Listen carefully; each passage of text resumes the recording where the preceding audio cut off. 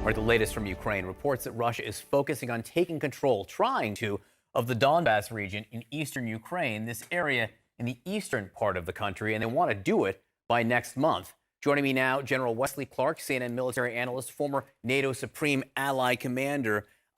As we talk about the battle that will very much get heated in the coming days in the Donbas region, Matthew Miller of the NSC just said something to Brianna, and your ears perked up. He talked about the U.S. efforts to help the Ukrainians repel the Russians here in the east, not eject. Repel, he didn't use the word eject. Why did your ears perk up there? Well, I perked up because what's the objective of the campaign at this point? At first, we thought this is going to be over in 3 days. We'll give the Ukrainians some weapons. That way, they can try to defend themselves, and maybe it'll turn into an Afghanistan and bog the Russians down. But the Ukrainians are fighting back. They're actually beating the Russians man for man on the battlefield. So what's the policy? Where are we going? Are we going to try to reward Putin for aggression by giving him the legal control of this through negotiations and maybe all of this? Or are we going to say to the Ukrainians, here's what you need, go get him, and let them have all of the things they're asking for? Right now, we're not. They need 500 tanks, a couple of thousand tubes of artillery and rockets. They need hundreds of thousands of rounds of ammunition.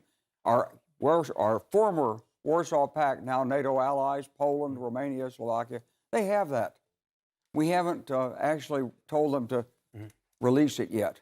We've got to get that moving if we're going to break this system right here. Vladimir Putin is a disruptive agent in world history. We don't want him rewarded for having started a war and committed all these crimes. We don't want to now say, okay, well, you keep what you've got and let's be nice from now on. He's not going to be nice from now on. So we need to rethink our policy. Where is this going? What's the objective?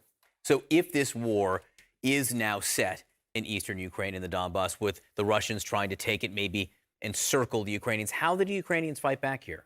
So the Ukrainians have got to go now into mobile armored warfare. They need air cover, of course, to do this. So we need to get those MiGs into them and the Sukhois so they can protect their forces. But they need tanks. They need self-propelled artillery. They need thousands of rounds of ammunition.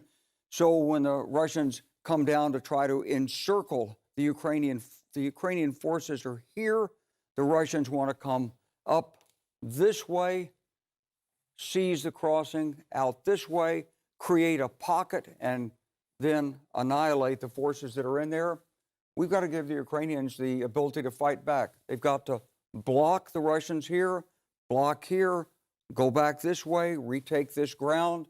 This is major maneuver warfare. This Right is now, not the guerrilla don't do warfare. This is not the insurgent warfare we've seen Absolutely in not. other You're not places. going to have these villages that we're seeing around Kyiv. There's not these kinds of villages, wide open territory. This is where tank armies moved in World War II. They can still move. You've got places out here where you can see 4,000, 5,000, 7,000 meters across totally open ground. There's no place for a javelin launcher to hide in that. I mean, this is for tanks and helicopters and mobile warfare and lots of artillery.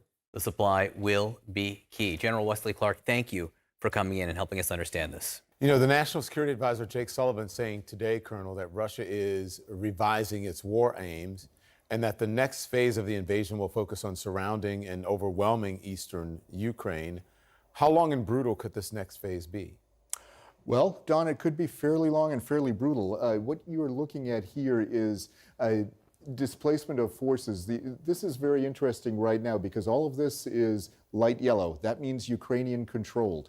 This is the first time that we've seen it to this extent on these maps that we've been showing you for the last few weeks. The Russian forces are, of course, in red, and the ones that were here, the Russian forces that used to be here, have gone north into Belarus and northeast into Russia. So what the idea is that they'll come around and join the forces that are already in these northeastern areas of Ukraine and also the separatist forces in Donetsk, this region right here. If they do that, that could affect Kharkiv.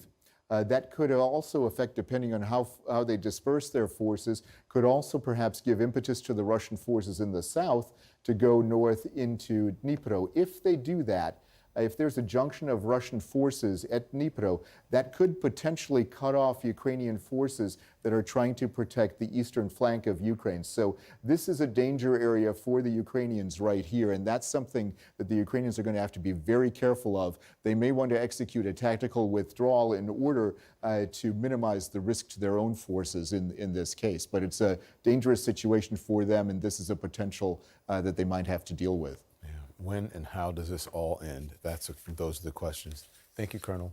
Appreciate You bet, it. Don.